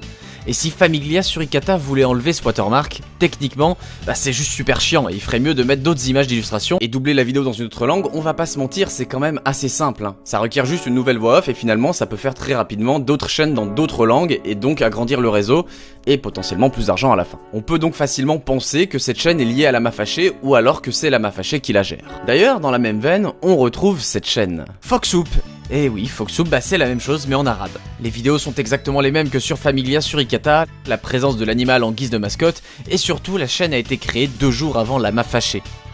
Et oui, si la chaîne Foxhoop appartient à Lama Fâché, eh bien effectivement ce n'est pas la première chaîne YouTube à avoir été lancée par Lama Fâché. Ils auraient donc tenté, si c'est le cas, de lancer cette chaîne d'abord en arabe, en tout cas à 2 jours d'intervalle de lancer ces 2 chaînes, et finalement c'est la version française qui aurait le plus pris. Foxhoop c'est 154 millions de vues pour 822 000 abonnés. Ceci dit, il faut noter quand même que la chaîne n'est plus active depuis bientôt 6 mois. Lama Fâché a aussi fait la promotion directe en intro de vidéo et sur Facebook de la chaîne Kidouille TV, renommée depuis Comptine pour bébé Kidouille TV, sûrement pour le référencement. Nous avons également déniché une version anglaise nommée ABC Kids TV, qui s'appelait précédemment Kidouille TV. Cette chaîne contient les mêmes vidéos que la chaîne Comptine pour bébé, traduite en anglais évidemment.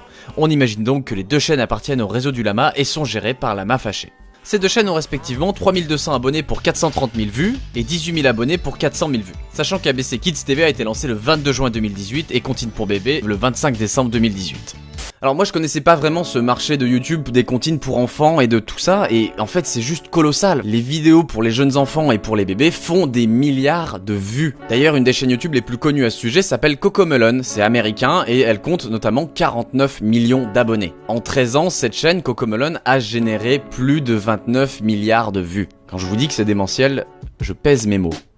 Et fun fact, la chaîne CoComelon s'appelait avant ABC Kid TV. Sans S, oui, mais presque comme la chaîne anglaise du Lama. Par ailleurs, la photo de profil de la chaîne française du Lama ressemble énormément à la photo de CoComelon. Beaucoup de chansons aux paroles parfaitement identiques se retrouvent sur les chaînes du Lama, réinterprétées et avec une autre animation 3D.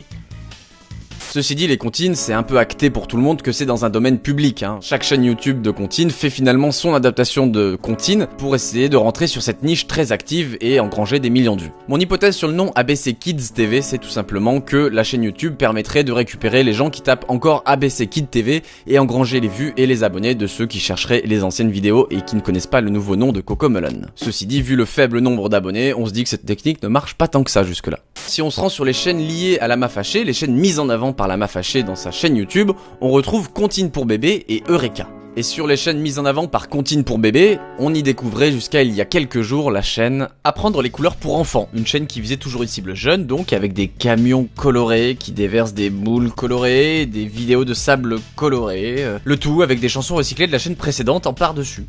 Ouverte le 28 septembre 2018, elle ne comptait que 11 vidéos pour 31 000 vues et 435 abonnés. Elle était clairement en développement. Sauf que ces vidéos existent déjà ailleurs sur d'autres chaînes et elles ont été publiées bien avant. Pour les vidéos de tracteurs colorés, c'est sur la chaîne Monster Truck qui possède 1 million d'abonnés. La seule différence étant la musique de comptine ajoutée par-dessus. On y voyait même le nom de la chaîne potentiellement original dans les vidéos. Cette chaîne serait gérée depuis la Corée selon l'adresse mail de contact et quelques autres éléments. Ces derniers possèdent énormément de chaînes YouTube, ce qui fait un empire à plus de 8 milliards de vues. Je pense que maintenant vous comprenez pourquoi le Lama essaierait de se placer sur ce créneau. Les chaînes qui arrivent sont des monstres en termes de statistiques. Et quand on met toutes ces chaînes côte à côte, ça commence à faire pas mal de vues et pas mal d'abonnés. On est à plus de 1,5 milliard de vues et si on cumule tous les abonnements, ce qui n'est pas forcément très fiable, mais juste pour se donner un ordre d'idée, ça fait quand même 7,5 millions d'abonnés. Il existe potentiellement donc ces chaînes-là dans le réseau de Lama Fâché et potentiellement encore une fois d'autres chaînes YouTube. Je vais pas vous mentir, on a galéré pour les retrouver, notamment Familia, Suricata, etc. Après ça, on a essayé de comprendre comment Lama Fâché produisait toutes ces vidéos et arrivait à sortir une vidéo par jour. En termes de production, effectivement, c'est une chaîne extrêmement productive. Une vidéo par jour d'une dizaine de minutes, c'est assez fat. Et finalement, on pense avoir compris, en tout cas, on a une hypothèse sur comment ils arrivent à gérer tout ça, en partant de la voix de Lama Fâché. La voix off a longtemps été au cœur des interrogations. La première, qui a officié jusqu'au 20 mai 2017, était une voix de femme assez caractéristique que vous pourriez reconnaître entre 1000 si vous aviez déjà vu une ou deux vidéos de Lama Fâché. À partir de cette date, donc le 20 mai 2017, ils changeront cette voix off par une voix d'homme enregistrée en studio assez quali. Cette voix a été identifiée comme provenant d'un service Fiverr. Fiverr, c'est quoi? C'est un site qui permet d'acheter des services comme par exemple de la voix off, de la traduction, de l'animation, plein de choses pour des prix globalement assez bas. Les services de cette personne sont autour d'une douzaine d'euros.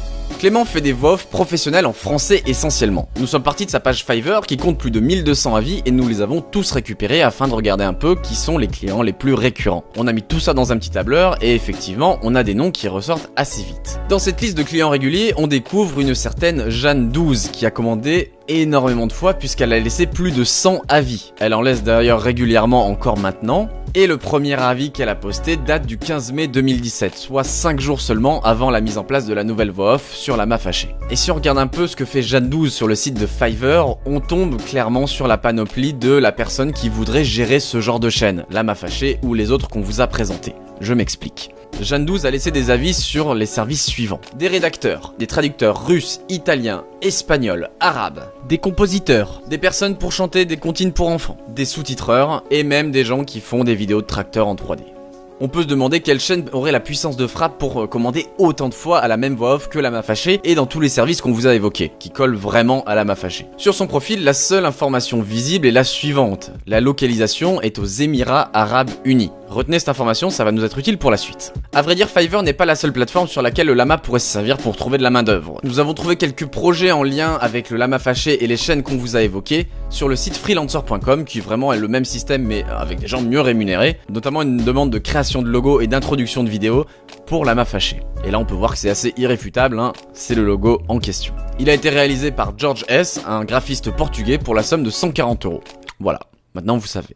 Lama Fâché se vantait d'avoir une équipe d'une quinzaine de personnes qui travaillaient pour eux. Alors oui, c'est bien possible et je pense qu'il y a même beaucoup plus de gens qui travaillent pour eux. Mais est-ce que ce serait pas majoritairement des gens payés un peu au lance-pierre qui travailleraient sur ces vidéos via Fiverr et via freelancer.com? C'est possible. Après, il est tout à fait possible aussi que ces gens aient des contrats avec une plus longue durée. On pense notamment à la voix off qui fait vraiment toutes les voix de la chaîne Lama Fâché. Effectivement, je pense que ça lui prend la plupart de son temps et qui sont dans une collaboration longue tout simplement. D'ailleurs, sur les forums de Coreus.com, des gens avaient trouvé la trace d'une rédactrice marocaine qui travaillait pour Lama Fâché et l'avait carrément écrit sur son LinkedIn. Quelques jours après la vidéo d'Aude, cette information a disparu de son profil.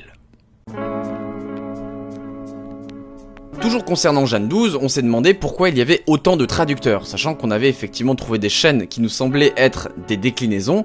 On se demandait est-ce que finalement il n'y avait pas d'autres chaînes dans ces langages. Alors c'est possible, mais d'abord on les a pas forcément trouvés, et surtout on a trouvé quelques indices qui pourraient renforcer les accusations de plagiat qui ont été faites à leur encontre. On vous laisse juger par vous-même. AliExpress is a huge place, and it would probably take years to find everything they have listed. Aside from the normal things you would find on their site, there are some really bizarre things that leave you wondering how in the world something like this exists. Some things are pure genius, while others are pure crap or plain hilarious. Now check out these 20 most insane things from AliExpress. Pourtant, quand on parle de plagiat, le lama n'hésite pas à répondre frontalement. Ce qui te fait certainement dire que l'on plagie, c'est simplement que la plupart des chaînes de top du monde utilisent les mêmes informations qu'ils trouvent sur internet pour faire leurs vidéos. C'est comme ça chez les chaînes de top, et non, ce n'est pas du plagiat. Alors c'est vrai, toutes les chaînes YouTube de top se pompent entre elles, que ce soit dans tous les pays du monde, elles se reprennent le même contenu, et si vous voulez d'ailleurs suivre des chaînes de top, vous pouvez n'en suivre qu'une ou deux, globalement tout le contenu est le même. Le roi des rats l'avait d'ailleurs très bien montré dans sa vidéo, le lama semble habitué à reprendre la trame et le contenu des autres vidéos sur YouTube, mais c'est loin d'être le seul. Pourtant dans l'exemple qu'on vous a montré, c'est vraiment une traduction littérale. Vraiment, on est au mot près. Les virgules sont placées au même endroit. D'ailleurs tout à l'heure je vous parlais de la chaîne YouTube Apprendre les couleurs pour enfants, qui reprenait exactement des vidéos de la chaîne Monster Truck et rajoutait une comptine dessus. Et bien pour en savoir plus, j'ai écrit à l'adresse mail de contact en Corée, pour savoir si une déclinaison de la chaîne YouTube Monster Truck pouvait les intéresser en France. Non, alors c'était pas mon projet, mais surtout je leur ai envoyé le lien de la chaîne YouTube en leur disant est-ce que vous faites ça? Est-ce que vous êtes déjà présent en France avec cette chaîne YouTube? Donc j'ai pas eu de réponse, mais 4 jours plus tard, ce compte a été clôturé en raison de manquements graves ou répétés aux règles de YouTube concernant le spam, les pratiques trompeuses, les contenus mensongers ou d'autres infractions aux conditions d'utilisation. La chaîne Apprendre les couleurs pour enfants a été supprimée de YouTube par YouTube alors qu'elle n'avait que 435 abonnés. Si l'Empire coréen a vu ce mail, il n'est pas impossible qu'ils aient décidé de striker cette chaîne YouTube qui reprenait effectivement leur contenu, si c'était le cas sans autorisation. Alors si c'est de ma faute, je suis désolé.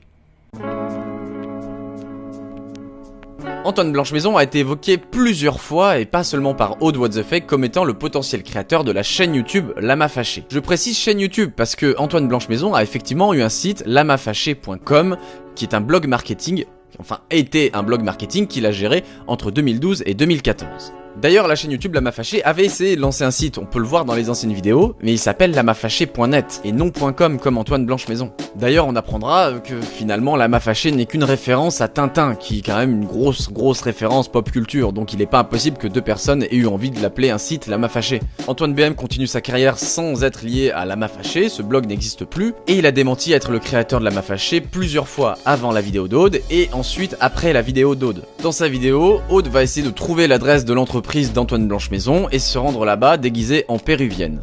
Elle n'y trouvera que des boîtes aux lettres qui sont des domiciliations d'entreprise, trouvera sa louche, mais en effet c'est assez classique. On peut effectivement enregistrer une adresse d'entreprise à un endroit pour recevoir le courrier et être à peu près anonyme. Elle continuera son pèlerinage chez Webedia, qu'elle considère être le network de Lama Fâché, à cause d'un communiqué qui, je vous l'accorde, est un petit peu tendancieux. Les trois talents en question sont McFly et Carlito, 2 talents, et Maxence étant le 3e. Webedia a depuis corrigé ce communiqué et démenti l'information maintes et maintes fois, notamment sur Twitter. Selon Webedia, Lama Fâché n'est pas chez eux. Aude n'a cependant pas évoqué les networks passés du Lama Fâché, et pourtant c'est très facilement trouvable sur internet. Lama Fâché a ouvert sa chaîne YouTube le 20 février 2016, et entre le 17 mai et le 1er juin, quelques mois après sa création, ils signeront chez Wisdeo, un network assez classique. Ils y resteront pendant au moins 1 an. Plus tard, le Lama ira signer chez Divimove, un autre network assez classique aussi. C'est une information qui a été confirmée par notamment une employée de Wisdeo et également par des sites qui arrivent à détecter les networks qui gèrent les chaînes YouTube.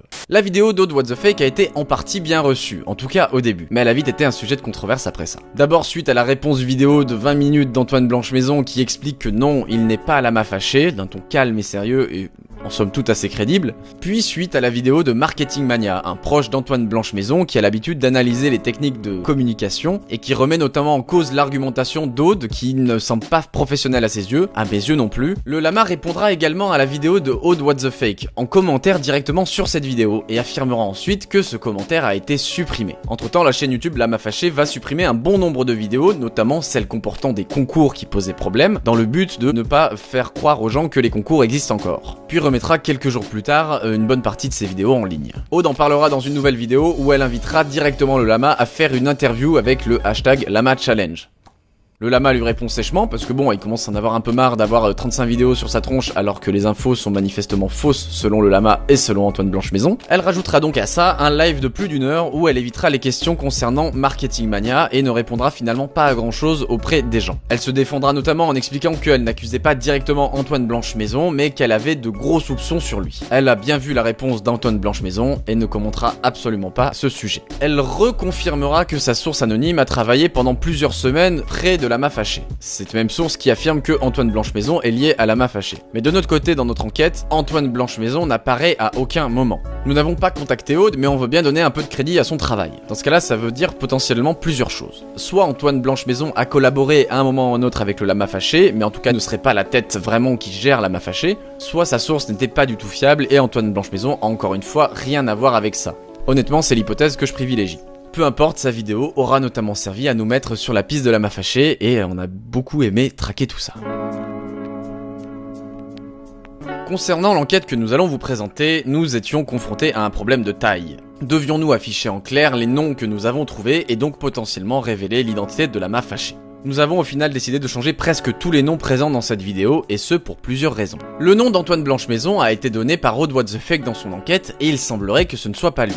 Il a dû répondre et s'innocenter et surtout il s'en est pris plein la gueule de la part de pas mal de gens énervés contre le lama. Et aussi parce qu'on ne veut pas avoir de problème si c'est bien eux et qu'ils ont envie de rester tranquilles. Nous avons aussi eu des conseils de la part d'un avocat et on n'a pas envie d'avoir de problèmes éventuels avec eux et que la façon la plus simple de faire ça et même éthiquement parlant c'est d'anonymiser tout ça. Mais ne vous en faites pas, vous aurez normalement assez de matière et de détails sur les gens qui gèrent potentiellement cette chaîne après cette vidéo. Il nous a fallu aussi modifier tous les éléments qu'on va vous montrer et qui pourraient aider à retrouver l'identité de ces gens. On a modifié tous les tweets, tous les commentaires, on les a paraphrasés, mais on a gardé le sens le plus proche, tout ça dans le but de préserver au maximum l'anonymat de ces personnes. Nous garderons juste quelques éléments qui vont nous permettre de lier toute l'histoire et que de toute façon vous pourrez trouver assez facilement si vous cherchez. Mais l'idée vraiment c'est de pouvoir vous confirmer les liens qu'on a avec ces personnes et le Lama Fâché. Par ailleurs, retenez bien que ceci est la synthèse de plusieurs semaines, voire plus d'un mois et demi de travail, et qu'on a fait beaucoup de cul-de-sac, beaucoup d'hypothèses différentes qui n'ont rien donné, et qu'on a galéré vraiment pendant des jours avant de tomber cette histoire qui nous semble être la plus crédible. Tous ces petits détails, tous ces éléments mis bout à bout nous semblent créer un tableau cohérent sur qui pourrait gérer cette chaîne. C'est parti. Tout d'abord, nous sommes partis de Lama Fâché, tout simplement. On a essayé de trouver tout ce qui pouvait nous donner des indices sur une identité. Le problème, c'est que Lama Fâché est effectivement très bien caché. Nous avons cependant trouvé 4 adresses email différentes qui appartiendraient au Lama. 3 qui ont été postées sur les réseaux sociaux au fil des années, et une que nous avons déduite, puisque le Lama Fâché a pour pseudo brut sur tous les réseaux sociaux Lama Fâché TV. Sur ces 4 adresses mail, nous sommes allés voir les adresses de récupération. On voit que ces adresses sont toutes reliées entre elles par les numéros de téléphone et les adresses email. On considère, vu les éléments qu'on a, que la probabilité que les mails et que les numéros de téléphone soient différents est très faible. Nous sommes donc partis à la recherche d'une adresse mail, d'un nom ou d'un prénom commençant par ELJ ou par YVE. Autant vous dire que on s'est arraché pas mal de cheveux parce qu'avec ça on ne trouvait rien du tout. Et pourtant, si vous avez bien suivi le début de la vidéo, vous vous souvenez sûrement de la chaîne Comptine pour bébé, créée et gérée par le Lama, c'est eux qui le disent. Eh bien cette chaîne est le point de départ de toute l'histoire. Je m'explique. Comptine pour bébé dispose de comptes de réseaux sociaux, mais surtout Comptine pour bébé dispose d'un site web qui est encore en construction et qui était assez discret. Il s'appelle tout simplement comptinepourbébé.com. Le site a été créé très récemment, à tel point que le design n'est pas fini. C'est un site sous WordPress avec des articles, et ces articles sont forcément créés par un auteur. Le site cependant ne les affiche pas. Pourtant il est très facile de trouver le pseudo des auteurs sur WordPress, il suffit d'ajouter ceci à l'URL du site, tout simplement. Nous y découvrons une certaine Yvette. Voilà qui correspondrait bien au début d'une des adresses mail de récupération du Lama. De base, il n'y avait pas spécialement d'autres informations à déterrer à partir de tout ça. Mais après quelques heures de taf et pas mal de difficultés, nous sommes arrivés à en extirper une adresse mail. Cette adresse a été trouvée à l'aide d'une petite astuce que nous ne pouvons pas vous dévoiler pour ne pas compromettre éventuellement l'identité de ces gens. mansalifelicia@gmail.com. Yvette en pseudo, cette adresse mail, on va pas se mentir, pour nous c'était une très grosse avancée puisque pendant des semaines on n'avait rien trouvé du tout. À partir de là, on a utilisé notre QI vraiment colossal pour définir qu'il y avait un nom et un prénom dans l'adresse email. Et après, on était parti pour chercher tout ce qu'on pouvait à partir de ça. En tapant Felicia Mansali sur Google, on se rend compte qu'il n'y a pas tant d'éléments que ça qui apparaissent. Alors ça nous arrange et en même temps pas trop. Parce qu'en fait, ça veut dire que potentiellement cette identité est à peu près unique, mais ça veut aussi dire qu'on n'a pas beaucoup de matière. Surtout, une chaîne YouTube apparaissait au nom de Felicia Mansali. Mais quand on a cliqué dessus, on est tombé sur une chaîne YouTube qui avait été renommée Aurelanica. Google aurait apparemment gardé cette information en cache. Le changement n'avait pas encore été effectué sur les résultats de la recherche Google. Le changement devait donc être tout récent, et sachant qu'on faisait tout ça juste après la vidéo d'Aude. Et là, après avoir cliqué, on savait qu'on était au bon endroit. Sur cette chaîne YouTube, on a trouvé une vidéo qui s'appelait New Song, postée il y a seulement quelques jours et qui était simplement une comptine pour bébé anglaise, donc issue de la chaîne ABC Kids TV. On a aussi trouvé une playlist qui s'appelait Affaires en français et qui contenait 2 vidéos. Une de 40 minutes en espagnol qui donnait des jeux pour t'entraîner le cerveau, ainsi qu'une autre vidéo qui permettait de voir si tu étais daltonien. Honnêtement, ces 2 vidéos permettaient vraiment de donner du contenu à une vidéo de Lama Fâché ou d'Eureka potentiellement. Ça collait.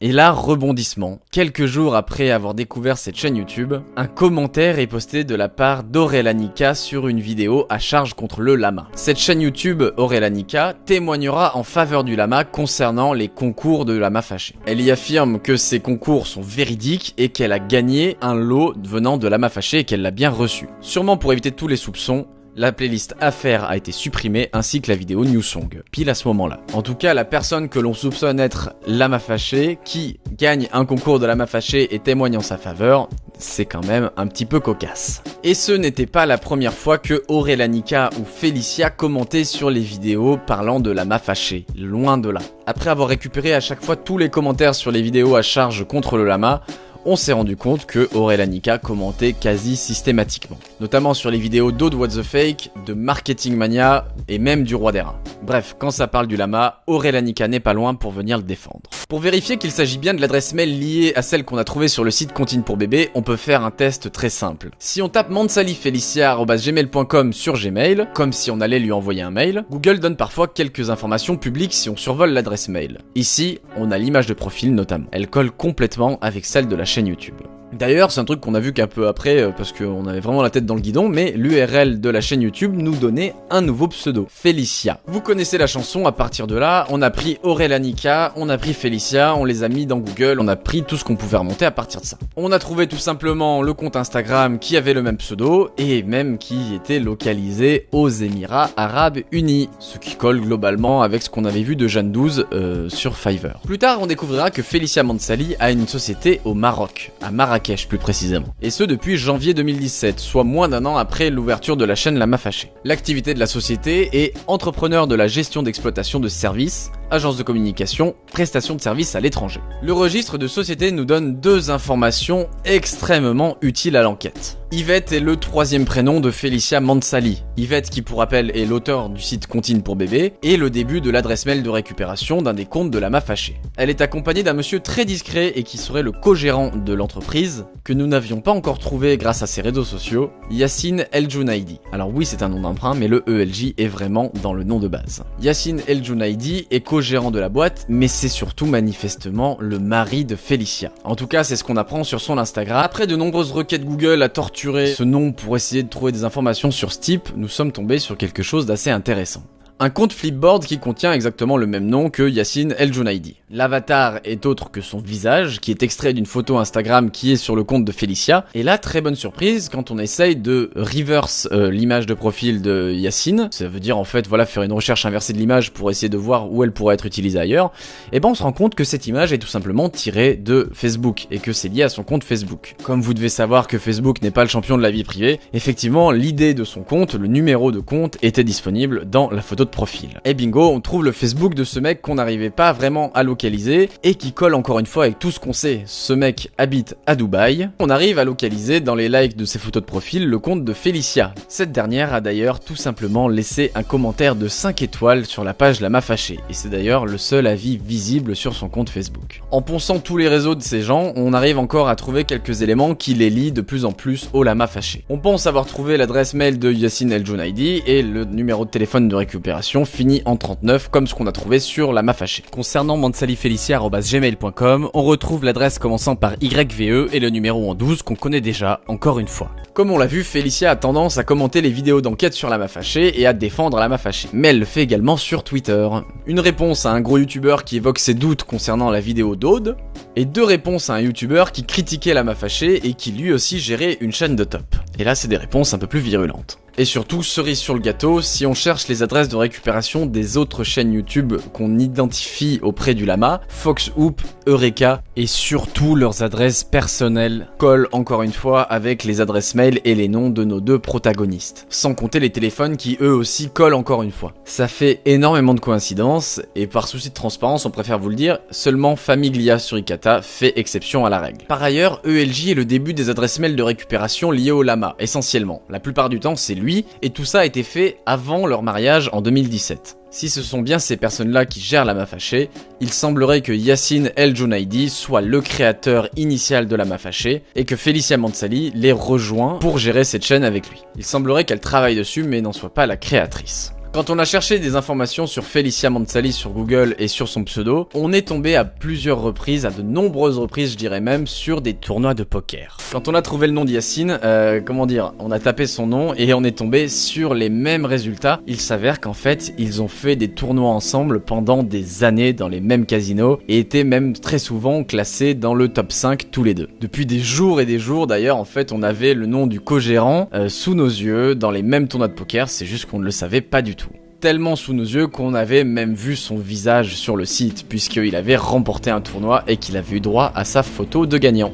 Nous avons donc ici un couple marié qui ont tous les deux une trentaine d'années et dont la passion commune est le poker, à un niveau assez satisfaisant, assez cool, vraiment ils étaient bons, puisqu'apparemment ils arrivaient même à en vivre. Il n'était vraiment pas rare de les voir côte à côte dans les classements. De longues recherches sur le pseudo de Félicia nous en apprendront plus sur son parcours. Elle expliquera sur des forums vivre du poker et chercher un nouveau pays dans lequel elle pourra exercer cette pratique un peu plus tranquillement. Elle finira par choisir le Maroc où il n'est pas impossible qu'elle y rencontre son futur mari. Ils ont d'ailleurs depuis un enfant. Tandis que Yacine semble être toujours aussi discret sur les réseaux sociaux, l'Instagram de Félicia nous en apprendra beaucoup plus sur leur train de vie.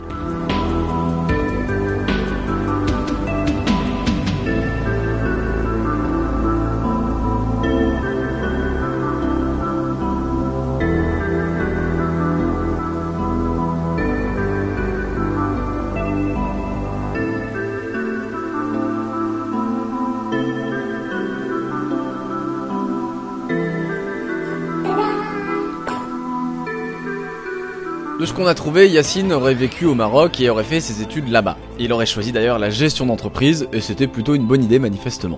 D'ailleurs, nous avions une adresse extrêmement précise pour leur société à Marrakech, à tel point qu'on avait même un numéro de porte. Cette adresse serait désormais occupée par un cabinet de comptabilité. On peut donc imaginer que puisqu'ils ont l'air d'habiter à Dubaï, leur société est aussi basée là-bas maintenant. Nous n'avons rien trouvé là-bas, mais en même temps, Dubaï est connu pour garantir un anonymat assez fort sur les entreprises, 0% d'impôt sur les sociétés et 0% d'impôt sur les particuliers.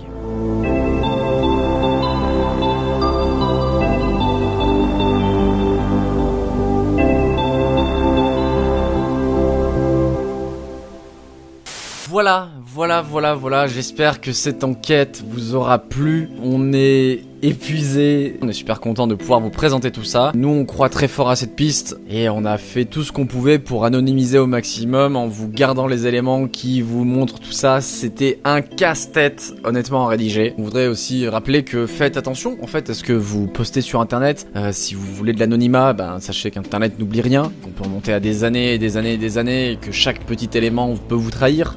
Et c'est ce qui nous a motivé aussi à faire cette enquête, c'est que ces personnes semblaient vraiment insaisissables. Et manifestement, si c'est bien eux, personne n'est insaisissable sur internet. Même si vous n'avez rien à cacher, faites attention à qui vous donnez vos données personnelles. N'importe qui peut essayer de vous nuire, peu importe votre notoriété, peu importe qui vous êtes. Donc faites toujours très attention. N'hésitez pas si ça vous a plu à vous abonner et à donner sur le Tipeee parce que vraiment on a pris presque 2 mois à faire tout ça. Vraiment à temps plein. Et pour rappel, on n'a ni network ni contrat avec France Télévisions qui nous paye à chaque vidéo, ni aide du CNC à hauteur de 10 000 €. Bisous.